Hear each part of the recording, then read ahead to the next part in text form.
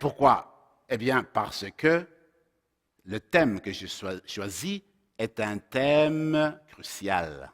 C'est un thème qui fait la spécificité de la foi chrétienne, parce que nous croyons que Jésus est Messie et le Fils de Dieu. Alors, durant mon exposé, ma présentation, je voudrais voir qu'est-ce que cela veut dire que de professer que Jésus de Nazareth est Messie, que Jésus de Nazareth est Fils de Dieu. Alors, c'est ce qu'on va essayer ensemble de décortiquer, parce que c'est l'essentiel de la foi chrétienne.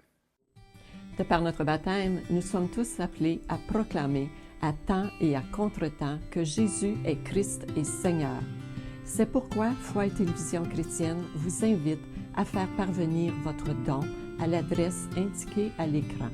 Nous vous remercions de votre grande générosité et de vos prières.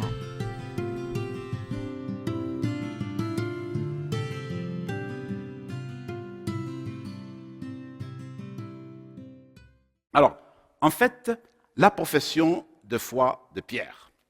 Et ce que j'ai fait, cette profession de foi, vous allez la trouver dans les 3 évangiles qu'on appelle les synoptiques.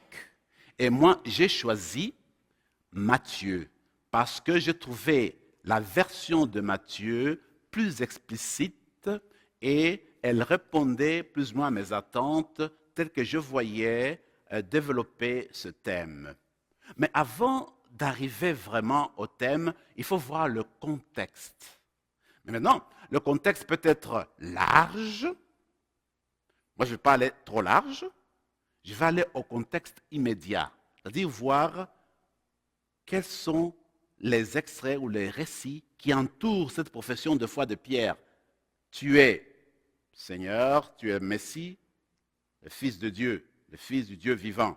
C'est quoi qui entoure? Mais en fait, il faut aller voir que le chapitre 14, chapitre 16, peut être considéré comme le contexte immédiat de cette profession de foi cruciale pour nous que Pierre va exprimer. Alors, voyez-vous, ce contexte porte sur la formation des disciples. Quand vous suivez bien l'Évangile, vous allez vous rendre compte qu'il y a des moments où notre Seigneur semble s'adresser aux foules pour leur donner l'enseignement, pour leur donner la nourriture spirituelle. Mais il y a certains moments où son message s'adresse concrètement aux 12, aux plus proches, aux disciples. C'est ce qu'on appelle la formation des disciples. Alors ici, avant d'en arriver à la profession de foi de Pierre, il faudrait s'arrêter sur la formation des disciples. Qu'est-ce qui s'est passé? Le premier récit, vous le connaissez, c'est le récit de la multiplication des pains. Jésus a vécu déjà avec ses disciples depuis un certain temps, et voilà que ce jour-là, ils sont dans un endroit désertique. Il a prêché, il a parlé toute la journée. Le soleil commence à se coucher. Les disciples sont inquiets. Il dit, Maître, mais il faudrait renvoyer les foules pour aller dans les villages avoisinants. Là, ils pourraient trouver à manger. Si on le garde ici, ils vont mourir de faim. Il faut le laisser partir. Alors le Seigneur dit, mais non, vous-même, donnez-leur à manger. Vous connaissez la suite de l'histoire. Finalement, on va lui présenter 5 pains et 2 poissons. Il va les multiplier. Tout le monde aura à manger. Mais maintenant, la formation des disciples, c'est découvrir que leur maître était capable de multiplier le pain, de nourrir une foule immense. Ils n'avaient jamais vu ça. C'est la première fois qu'ils voient devant le Seigneur Jésus, après les autres miracles qu'ils ont vus, la multiplication de pain. Il dit, notre maître fait des choses grandioses. Première leçon, dans un coin désertique, dans une ambiance désertique. Mais après la multiplication de pain, qu'est-ce qui se passe? Le Seigneur leur dit, écoutez, ce qu'on va faire, vous allez me précéder. Moi, je vais renvoyer la foule. Vous allez au-devant, prenez la barque, allez au-devant, je vous rejoindrai plus tard. C'est ce qui arrive. Les disciples prennent la barque et ils s'en vont. Notre Seigneur reste avec la foule, c'est vrai, il va renvoyer la foule. Ensuite, il va se retirer dans un endroit de solitude pour prier. Plus tard dans la nuit, il va se décider d'aller rejoindre ses disciples. C'est ainsi que, quand il arrive au lac, les disciples sont déjà au milieu pratiquement du chemin. Lui va commencer à marcher sur les eaux jusqu'à ce qu'il arrive à la barque avec la tempête. Les disciples ont peur. Il se dit, mais non, n'ayez pas peur, ayez confiance, c'est moi. Et Pierre dit, Seigneur, si c'est toi, fais que je marche, que je vienne te rejoindre.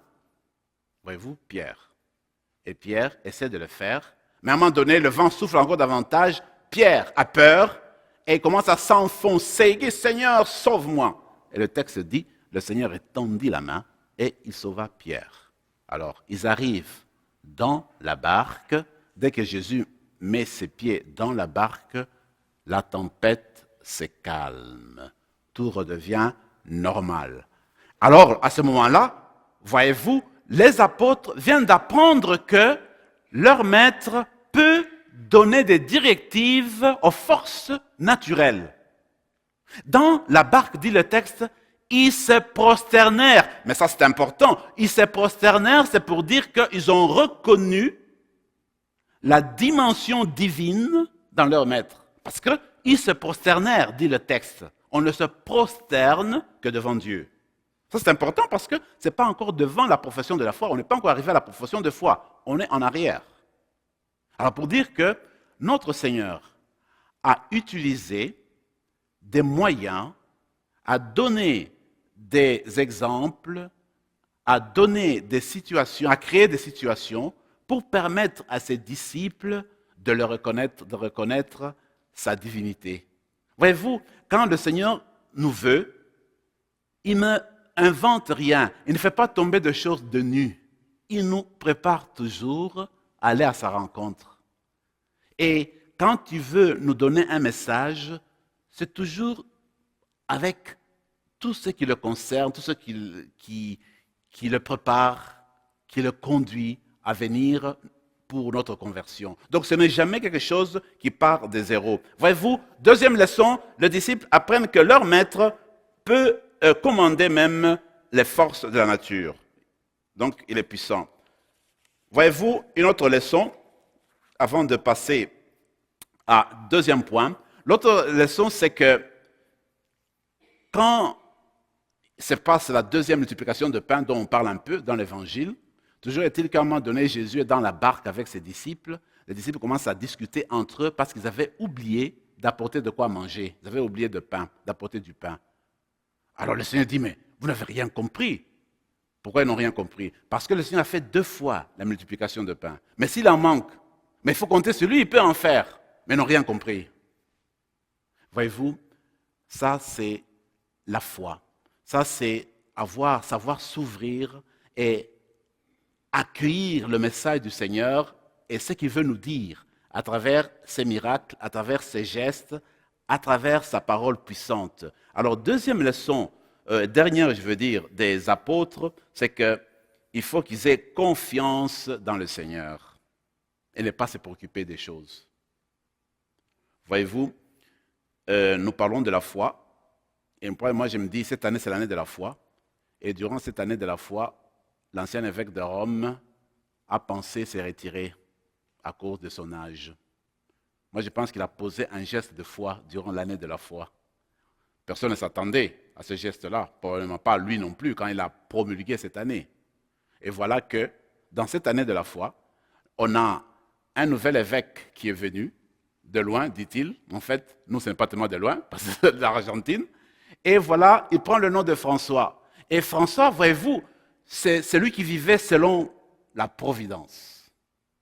Avoir confiance en Dieu, ne se préoccuper de rien. Et puis, son texte à lui, François, dans l'Évangile, c'est le Seigneur qui dit, écoutez, regardez les oiseaux du ciel. Ils sont là, ils ne sèment, ils ne moissonnent. Et pourtant, ils vivent, ils mangent. Regardez les fleurs. Regardez les lys dans les champs, tellement qu'ils sont bien fleuris, si beaux. Alors, pourquoi vous inquiétez? Même Salomon, dans sa grandeur, n'était pas vêtu si richement. Alors, faites confiance en votre Père. Voilà, le pape François, au fait, je suis convaincu que l'invitation, c'est quoi? avoir confiance dans notre Seigneur. Même si on arrive comme les apôtres, il n'y a pas de pain. Avoir confiance dans le Seigneur, que le Seigneur est là, que nous devons lui donner notre cœur et savoir qu'il ne nous oublie pas. Il est toujours avec nous, en train de nous accompagner continuellement, sans fin. Ça, c'est important de retenir ces choses-là, qui sont les choses de la foi au fait. Alors, ce que nous voulons faire, c'est cela. Premier contexte, c'est celui-là. Vous voyez que le Seigneur, avant d'arriver à la profession de foi, les apôtres ne partent pas de rien. Ils ont vu certains gestes importants posés par notre Seigneur. Et ces gestes-là vont certainement déclencher la foi de Pierre, qui est « Tu es le Messie, le Fils du Dieu vivant », que nous allons continuer encore à approfondir bientôt.